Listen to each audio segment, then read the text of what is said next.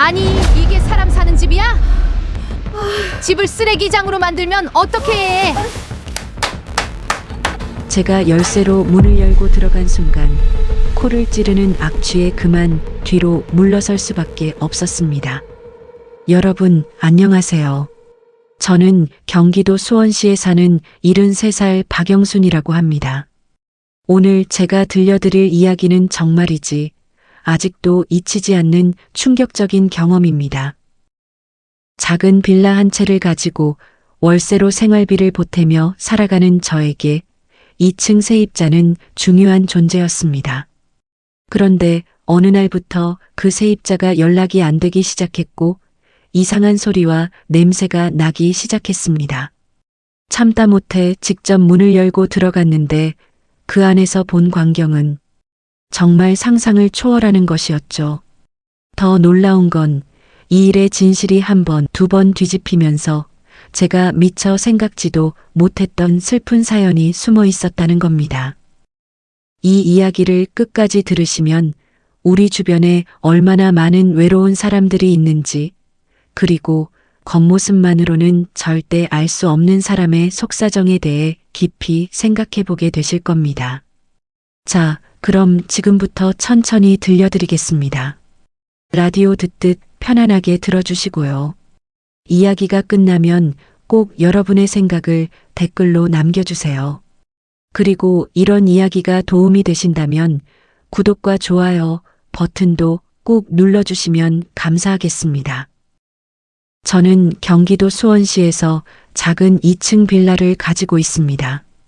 73살이 되니 이제 잠도 없어지고 매일 새벽 5시면 저절로 눈이 떠집니다. 남편은 10년 전에 먼저 하늘나라로 갔고 자식들은 모두 서울에서 각자 바쁘게 살고 있죠. 그날도 어김없이 새벽에 일어나 부엌에서 물 한 잔 마시며 한숨을 쉬었습니다. 벌써 20날째 2층 세입자 최병호 씨에게서 아무 연락이 없었거든요. 매달 5일이 월세 날인데 이번 달은 5일이 지나도 입금이 안 되고 전화를 걸어도 받지 않았습니다. 최병호 씨는 53살 아저씨였습니다. 작년 10월에 이사 왔으니 벌써 6달이 됐네요. 처음 왔을 때를 생각하면 정말 믿기지 않을 정도로 많이 변했습니다. 그때는 말끔한 정장에 머리도 단정하게 빗어넘긴 어디 회사 중역쯤 되어 보이는 분이었거든요. 말투도 정중했고 계약할 때도 보증금과 첫 달 월세를 현금으로 깔끔하게 지불했습니다. 그런데 언제부터인가 조금씩 이상해지기 시작했습니다.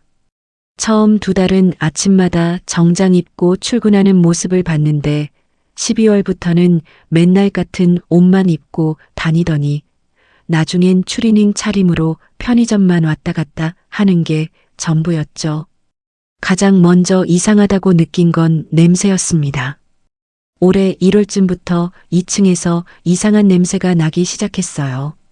처음엔 음식 타는 냄새인가 했는데 점점 심해지더니 나중엔 복도까지 냄새가 배어나올 정도였습니다.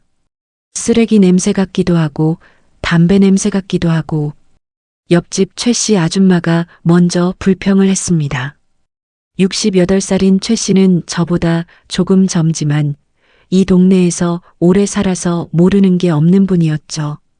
그분이 어느 날 저를 찾아와서 조심스럽게 말을 꺼냈습니다. 2층에서 나는 냄새 때문에 창문도 못 열겠다고 뭐라고 좀 해달라고 부탁했습니다. 저도 고민이 많았습니다. 세입자한테 이런저런 간섭을 하는 게 맞는지도 모르겠고 또 괜히 기분 나빠해서 이사 가버리면 어쩌나 싶기도 했죠. 월세 50만 원이 저한테는 정말 중요한 돈이거든요. 국민연금 나오는 거랑 합쳐서 겨우 생활비를 맞추는데 이 돈이 없으면 병원비도 못 내는 형편입니다. 그래도 용기를 내서 2층에 올라가 문을 두드려 봤습니다. 한참을 두드려도 대답이 없길래 큰 소리로 불렀죠. 그러자 한참 뒤에 문이 살짝 열리더니 최병호 씨가 얼굴만 빼꼼 내밀었습니다. 그런데 그 모습을 보고 깜짝 놀랐습니다. 불과 몇 달 사이에 완전히 다른 사람이 되어 있었거든요. 수염은 덥수룩하게 자라있고 머리는 떡이 져 있었습니다. 눈은 충혈되어 빨갛고 얼굴은 부어 있었죠. 무엇보다 그 냄새, 문이 열리자 확 쏟아져 나오는 악취에 저도 모르게 코를 막았습니다. 뭐라고 말을 꺼내려다가 그만뒀습니다. 그 모습을 보니 뭔가 큰일이 있는 것 같았거든요. 그냥 월세 얘기만 하고 내려왔습니다. 알겠다고, 곧 보내겠다고 힘없이 대답하는 소리가 문 너머로 들렸습니다. 그 뒤로 일주일이 지났지만 월세는 들어오지 않았고 최병호 씨의 모습도 볼 수 없었습니다. 가끔 밤중에 이상한 소리가 들렸습니다. 무언가 깨지는 소리, 큰 소리로 혼잣말하는 소리, 그리고 가끔은 우는 소리 같은 것도 들렸죠. 제가 젊었을 때는 이런 일쯤은 그냥 넘어갔을 겁니다. 남의 일에 참견하는 거 별로 안 좋아하거든요.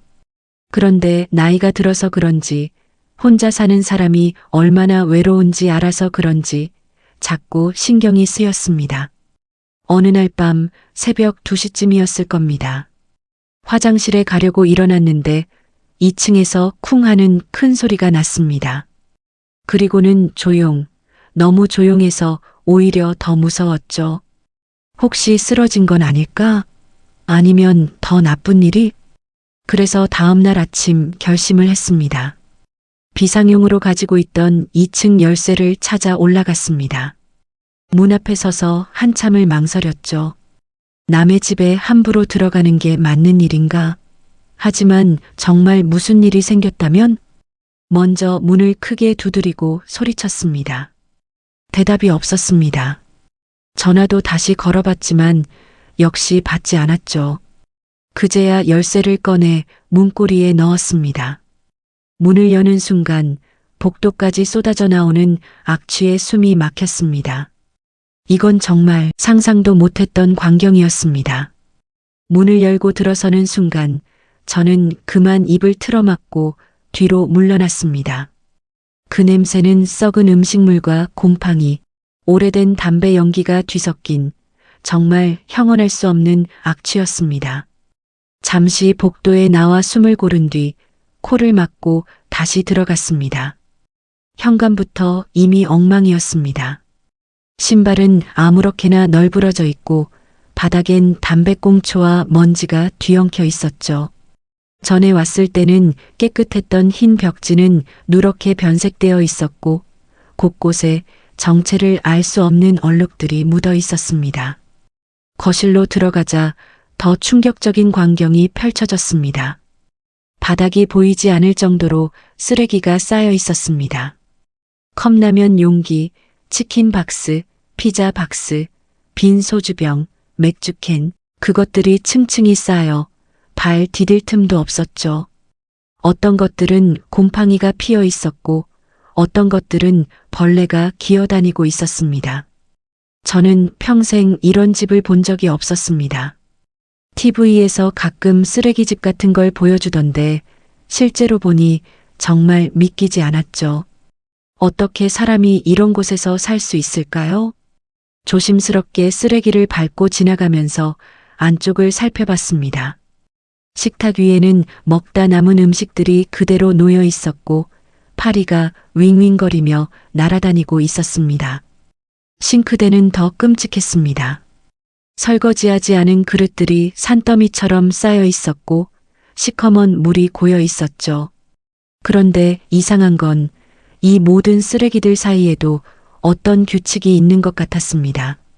소주병은 한쪽 구석에 가지런히 줄지어 세워져 있었고 담배꽁초는 큰 대야에 모아져 있었습니다. 마치 정리를 하려다가 포기한 것처럼 보였죠. 작은 방으로 가는 길목에서 저는 잠시 멈춰 섰습니다. 벽에 액자가 하나 걸려 있었는데 먼지를 닦아내고 보니 가족 사진이었습니다. 최병호 씨가 한참 젊었을 때 모습이었죠. 양복을 멋지게 차려입고 옆에는 예쁜 부인과 두 아이가 환하게 웃고 있었습니다. 아들은 중학생쯤, 딸은 초등학생쯤 되어 보였네요. 행복해 보이는 가족이었습니다. 그 사진을 보니 가슴이 먹먹해졌습니다. 저렇게 행복해 보이던 사람이 어쩌다가 이렇게 됐을까요? 큰 방 문을 열었습니다. 거실보다는 조금 나았지만 역시 엉망이었습니다. 침대 위에는 이불이 뭉쳐져 있었고 바닥엔 옷가지들이 널브러져 있었죠. 그런데 침대 위에 사람이 누워 있었습니다. 최병호 씨였어요. 처음엔 자는 줄 알았습니다. 그런데 가까이 가서 보니 얼굴이 창백했고 숨소리가 거의 들리지 않았습니다. 저는 급히 다가가서 흔들어 봤습니다. 반응이 없었습니다.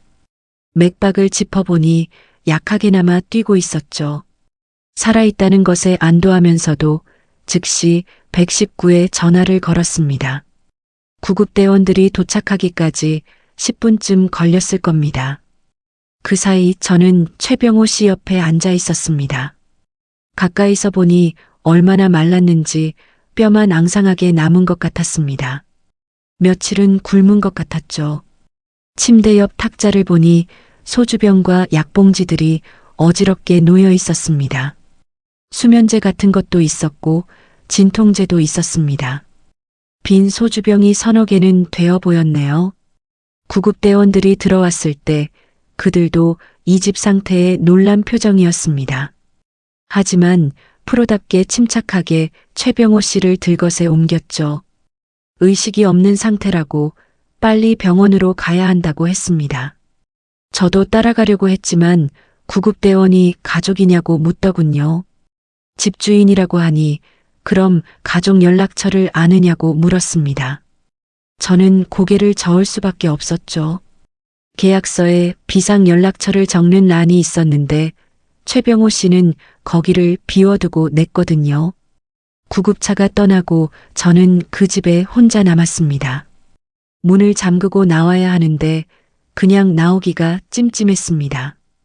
혹시 가족 연락처라도 찾을 수 있을까 싶어서 다시 들어갔죠. 거실 선반을 뒤지다가 서류 뭉치를 발견했습니다. 전기요금 고지서, 통신요금 고지서. 그런데 대부분 미납 상태였습니다. 빨간 딱지가 붙은 것도 여러 개 있었죠. 그 아래 핸드폰이 하나 있었습니다. 켜보니 배터리는 남아 있었지만 잠금 상태였죠. 통화 기록을 보려 했지만 비밀번호를 몰라서 포기했습니다. 책상 서랍을 열어봤습니다. 거기서 명함 케이스를 발견했는데 열어보니 최병호 씨 명함이 가득했습니다. 땡땡건설 전무이사 최병호라고 적혀 있었죠.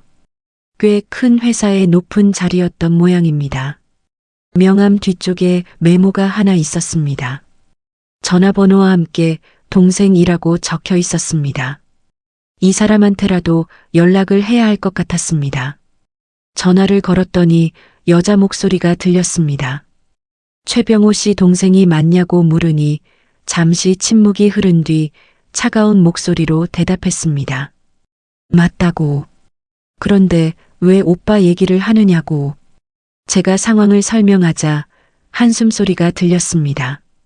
그리고는 충격적인 말을 했죠. 오빠와는 2년 전에 연을 끊었다고, 이제 와서 무슨 일이 있어도 상관없다고.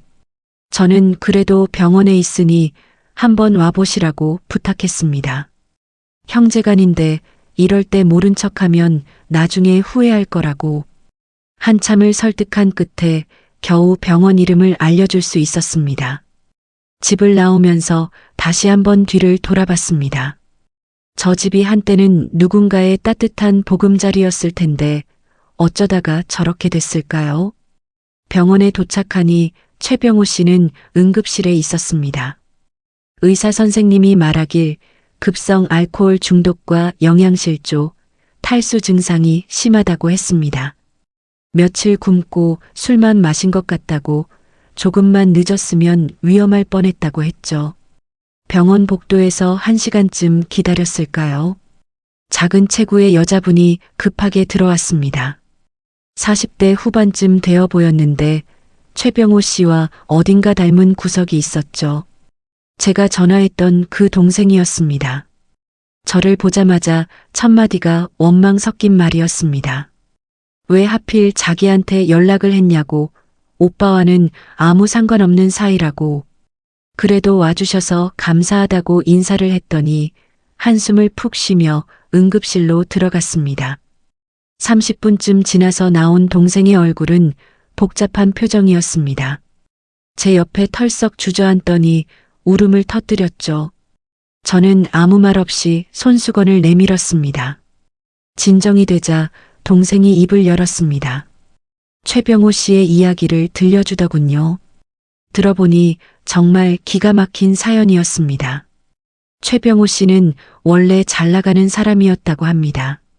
대기업 건설회사 전무이사까지 올라갔고 강남에 아파트도 있었고 부인과 아이들과 행복하게 살았다고 하더군요. 그런데 3년 전 회사에서 큰 프로젝트를 맡았는데 그게 실패했답니다. 수백억 손실이 났고 책임을 지고 회사에서 쫓겨났죠. 그것만으로도 충격이었는데 설상가상으로 투자했던 돈마저 다 날렸다고 합니다. 아파트를 팔아서 빚을 갚았지만 그래도 모자랐죠. 부인은 아이들을 데리고 친정으로 갔고 이혼 서류를 보냈답니다. 동생 말로는 그때부터 오빠가 이상해지기 시작했다고 했습니다. 술을 매일 마시고 사람들을 안 만나고 집에만 틀어박혀 있었대요. 동생이 도와주려고 했지만 자존심이 강한 사람이라 도움받기를 거부했다고 합니다. 그러다가 작년에 큰 싸움이 있었답니다.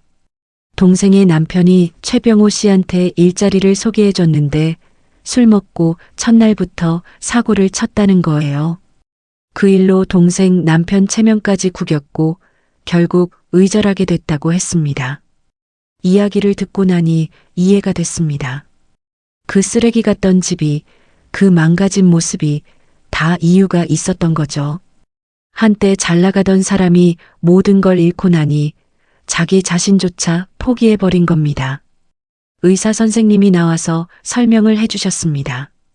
다행히 생명에는 지장이 없지만 간 수치가 매우 나쁘고 영양 상태가 심각하다고, 당분간 입원해서 치료받아야 한다고 했죠.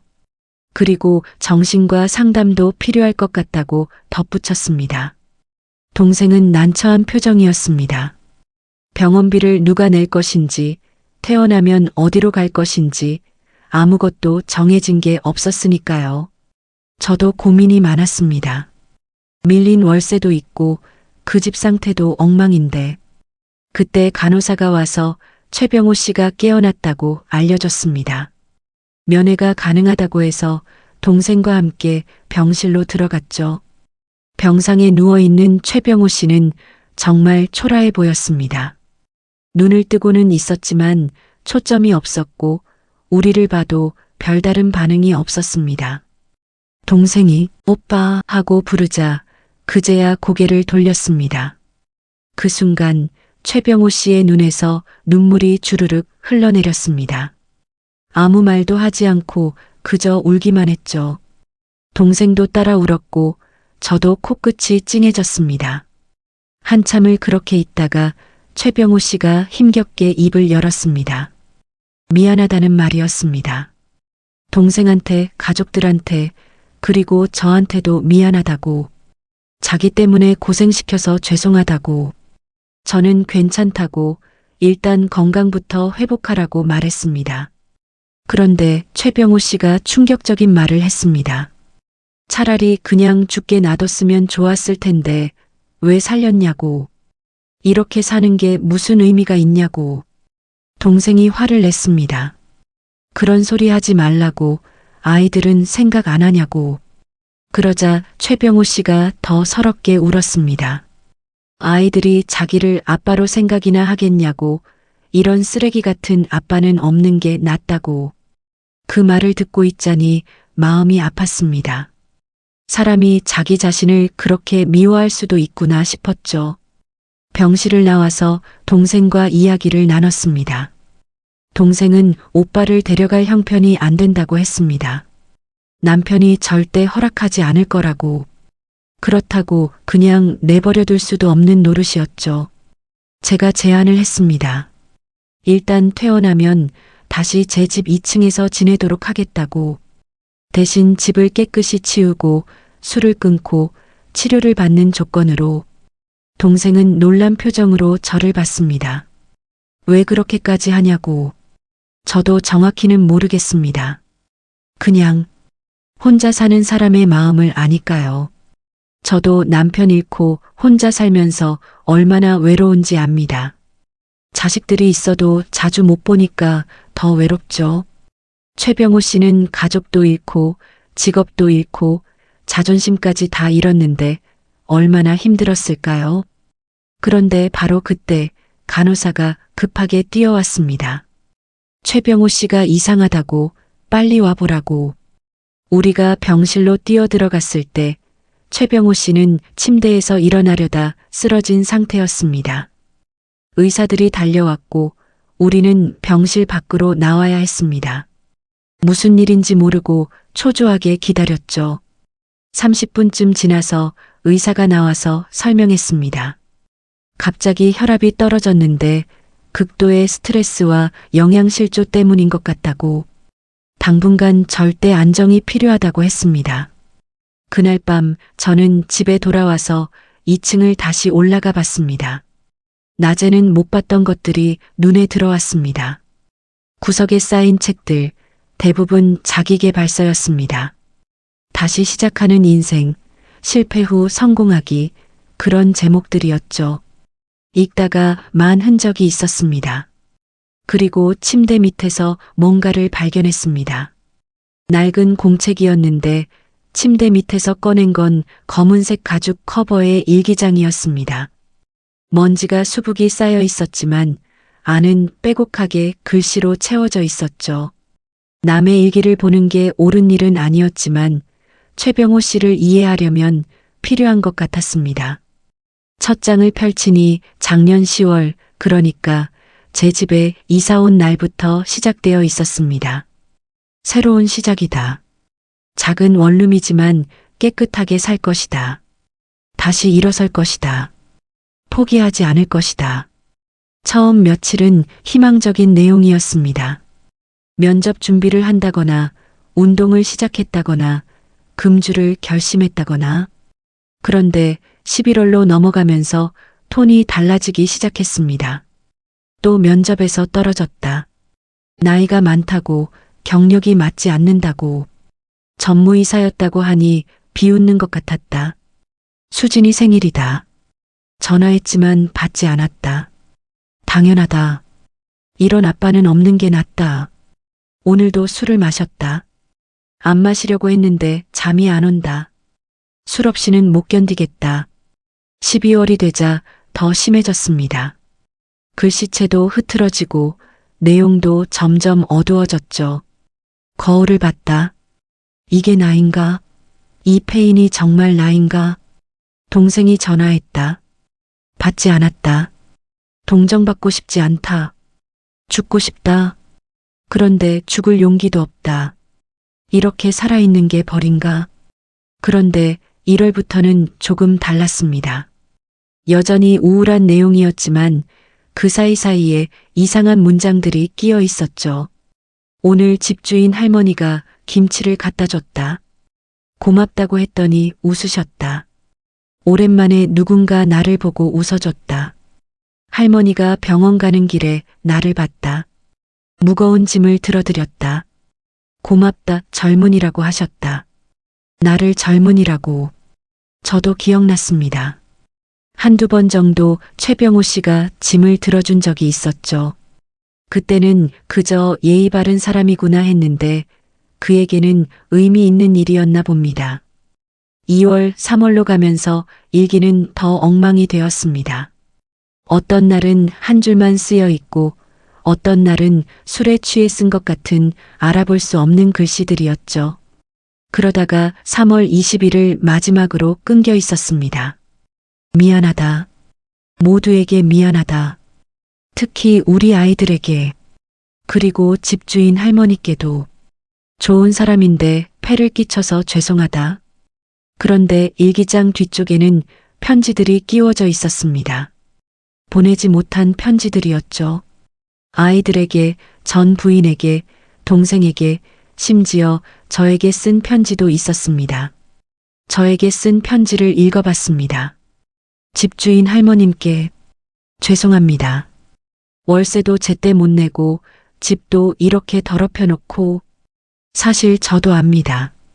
이렇게 살면 안 된다는 걸. 그런데 한번 무너지니까 다시 일어설 수가 없었습니다. 할머님은 좋은 분이십니다.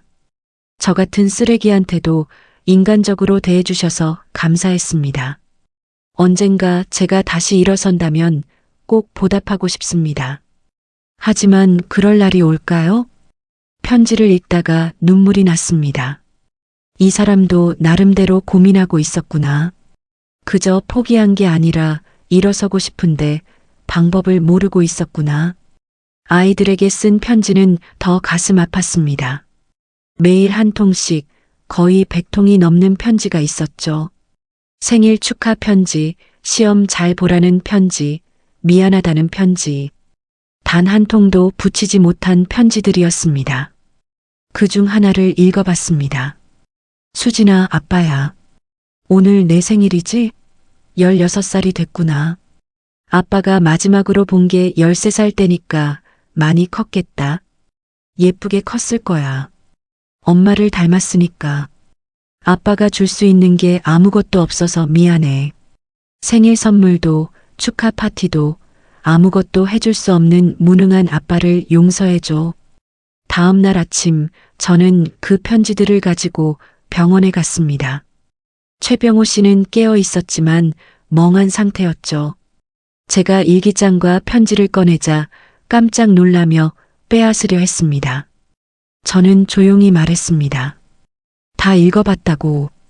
그리고 이 편지들을 아이들에게 전해주면 어떻겠냐고. 최병호 씨는 고개를 저었습니다. 이런 한심한 아빠의 편지 따위 받고 싶어 하지 않을 거라고. 그때 병실 문이 열리고 누군가 들어왔습니다. 15살쯤 되어 보이는 여자아이와 13살쯤 되어 보이는 남자아이였습니다. 최병호 씨의 아이들이었죠. 최병호 씨는 놀라서 이불로 얼굴을 가렸습니다. 아이들에게 이런 모습을 보이고 싶지 않았나 봅니다. 큰딸이 다가와서 말했습니다. 아빠, 나 수진이야. 최병호 씨는 대답하지 않았습니다. 아들도 다가왔습니다. 아빠, 저 준호예요. 아빠, 보고 싶었어요. 그 순간 최병호 씨가 흐느끼기 시작했습니다. 이불 속에서 울음소리가 새어나왔죠. 수진이가 이불을 살짝 내렸습니다. 아빠, 우리 아빠 맞지? 많이 아팠어요? 최병호 씨가 힘겹게 말했습니다. 너희들이 왜 여기, 이런 아빠는 없는 게 낫다. 준호가 말했습니다. 고모가 연락했어요. 아빠가 아프다고. 엄마한테 말했더니 오라고 했어요. 알고 보니 동생이 며칠 고민하다가 결국 조카들에게 연락을 한 모양이었습니다. 그리고 전 부인도 아이들이 아빠를 만나는 걸 허락했다고 하더군요. 수진이가 가방에서 뭔가를 꺼냈습니다. 작은 앨범이었죠. 아빠, 이거 봐요. 우리 사진이에요. 아빠 없는 동안 찍은 거예요. 계속 보여주고 싶었는데. 사진을 한 장 한 장 넘기면서 아이들이 설명했습니다. 학교 행사, 수학여행, 생일 파티. 그 모든 순간에 아빠가 없었다는 게 느껴졌습니다. 그런데 준호가 말했습니다. 아빠, 우리 아빠 많이 보고 싶었어요. 엄마도 가끔 아빠 얘기해요. 원래는 좋은 사람이었다고. 최병호 씨가 아이들을 끌어안았습니다. 서로 부둥켜 안고 한참을 울었죠. 저는 조용히 병실을 나왔습니다. 복도에서 동생을 만났습니다. 눈이 퉁퉁 부어 있었죠. 조카들을 부른 게 잘한 일인지 모르겠다고, 그래도 오빠가 죽기 전에 한 번은 봐야 할 것 같았다고 했습니다. 일주일 뒤 최병호 씨는 퇴원했습니다. 동생이 당분간 자기 집에서 지내도록 했다고 하더군요. 남편도 마지못해 허락했다고. 2층 집은 동생 가족이 와서 깨끗이 청소했습니다.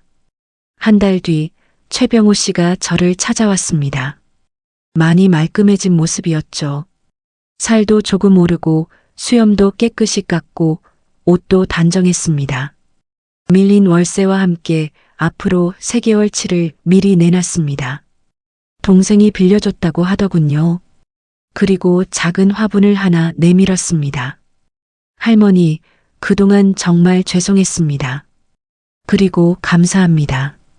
저 때문에 고생 많으셨죠? 이제 다시 시작하려고 합니다. 쉽지 않겠지만 아이들이 있으니까요. 최병호 씨는 작은 회사에 격리로 취직했다고 했습니다. 월급은 적지만 다시 시작하기엔 충분하다고. 아이들과도 주말마다 만나기로 했다고 하더군요. 그런데 제일 놀라운 건 따로 있었습니다. 최병호 씨가 봉사활동을 시작했다는 거예요. 알코올 중독자 모임에 나가서 자기 이야기를 들려주고 같은 처지의 사람들을 돕는다고 했습니다. 지금도 최병호 씨는 제 2층에 삽니다. 가끔 제가 김치를 갖다 주면 꼭 며칠 뒤에 반찬을 해서 가져다 줍니다. 서툴지만 정성이 느껴지는 반찬이죠. 얼마 전에는 수진이와 준호가 놀러 왔습니다. 아빠가 해준 음식을 먹으면서 깔깔 웃는 아이들을 보니 제 마음도 따뜻해졌습니다. 그날 버려진 일기장, 저는 최병호 씨에게 돌려주지 않았습니다. 대신 새 일기장을 선물했죠. 이제는 희망적인 내용으로 채워가길 바라면서. 최병호 씨는 지금도 완전히 회복했다고는 할 수 없습니다. 여전히 가끔 힘들어하고 술 생각도 난다고 합니다. 하지만 포기하지 않고 하루하루를 살아가고 있죠. 저는 이 일을 겪으면서 많은 걸 느꼈습니다. 우리 주변에는 겉으로는 멀쩡해 보여도 속으로는 무너져가는 사람들이 많다는 것을. 그리고 그런 사람들에게 필요한 건 큰 도움이 아니라 그저 관심과 따뜻한 말 한마디일 수도 있다는 것을. 여러분이라면 어떻게 하셨을까요? 연락도 안 되고 월세도 안 내는 세입자를 그냥 내쫓으셨을까요? 아니면 저처럼 참고 기다려 주셨을까요? 혹시 여러분 주변에도 최병호 씨 같은 분이 계신가요? 갑자기 연락이 뜸해진 친구, 얼굴이 어두워진 이웃, 예전 같지 않은 가족. 한 번쯤 안부를 물어보는 건 어떨까요? 댓글로 여러분의 생각을 들려주세요. 비슷한 경험이 있으시다면 그것도 나눠주시면 감사하겠습니다. 그리고 이야기가 마음에 드셨다면 구독과 좋아요 부탁드립니다. 다음에는 또 다른 이야기로 찾아뵙겠습니다. 감사합니다.